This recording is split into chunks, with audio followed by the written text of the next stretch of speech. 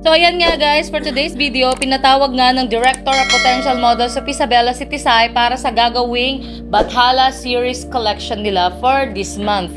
At dahil nga hindi nakapag-prepare si Tisay, doon namin make-upan kasi yung mama naman niya, wala namang alam sa makeup yan sa sarili nga niya, hindi nagme-makeup. Umaasa lang sa phone niya. Ikaw ba naman magkaroon ng A54 Samsung series na phone, di ba? Kung hindi ka pa gaganda, ura nagngisit kan, ay ket pumudaw kan. Ngimnuhang ka nga pumudaw, ay ket pag-asa mo na lang, ay kamanaw. Kasi babain ti kamanaw, si kakit pumudaw. Tapos yung mga inggitera at marites sa amin, ang bublooming ng face, talagang glow skin na face. Pero hanggang face lang, kasi yung tingid, nagngisit. Thank you, Brilliant Rejuvenating Set. O, yan ang daldal ko dito. Ayan, tapos na pala yung makeup ni Tisay. Ayan. No? Ay, baka sineryoso na naman ako ng mga marites dyan, ha?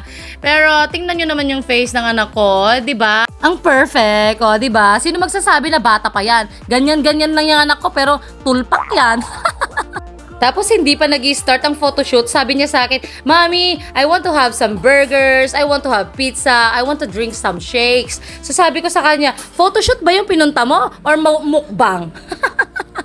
Hindi pa nag-i-start pero tingnan mo, naghihikab na. Pagod na yata. In fairness sa glam team niya, ang gagaling kasi bumagay talaga sa kanya yung hair and makeup, yung mga actuation niya, yung mga galawan niya, yung outfitan niya, mga costume. Talagang dinala ako sa nakaraan. Ine-expect ko na nga na magpapakita si Achilles Tapos sasabihin niya, sumisigaw siya, "Hector! Hector! Hector!" Ayan, tapos lalabas naman si Hector, maglalaban sila.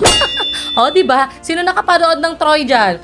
Kaya pala sabi ni Achilles nun, "The gods envy us. They envy us because we are mortals." Kasi tingnan nyo naman yung anak ko. Yung mukhang yan. Tingnan nyo mga kaibigan, a face that sunk 1,000 ships. Ay, a face that launched 1,000 ships pala. Tingnan nyo, kahawig ba ni Helen? Wow. Diba? Kaya na ang bahalang mag-judge dyan. Diyan nga nagtatapos ang kanyang pictorial mga kaibigan. Atapang atao, alakas akain.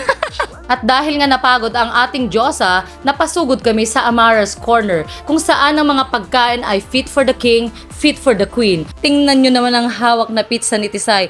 Triple cheese pizza yan, pero sobrang daming cheese. At papakabog ba ang pinakamasarap na wings nila na made of buttered chicken. O, di ba? Ang sarap. Ang laki pa ng serving. Anong masasabi mo, Amaras? Baka naman sa susunod, may free shake dyan na blueberry. Wow. Tapos large size Amaras, bigyan naman. So yun nga, papakabugbangin yung link sa Eating Triple Pizza Challenge. Yan, ang sarap. Ganito pala dito sa Amaras. Kapag pumunta ka pala dito, nagiging slang ka. At diba, ang sarap. O, tingnan nyo naman, ang kapal ng cheese. Unang kagat, cheese lahat. At triple pa. O, saan ka pa? Tapos, eto namang si Tisay, hinalukay pa yung cheese kasi favorite na talaga yung cheese. So, tinanong ko siya, "Where does cheese come from?" Ang sabi niya, "Sa milk." "Where does milk come from?" Ang sabi niya, "Sa cow." So, ano ngayon ang gusto mong gawin ko, anak? Tapos, nagsuggest ang genius na anak ko na to. Ang sabi niya, "Mag-alaga tayo ng cow para I will have cheese every day."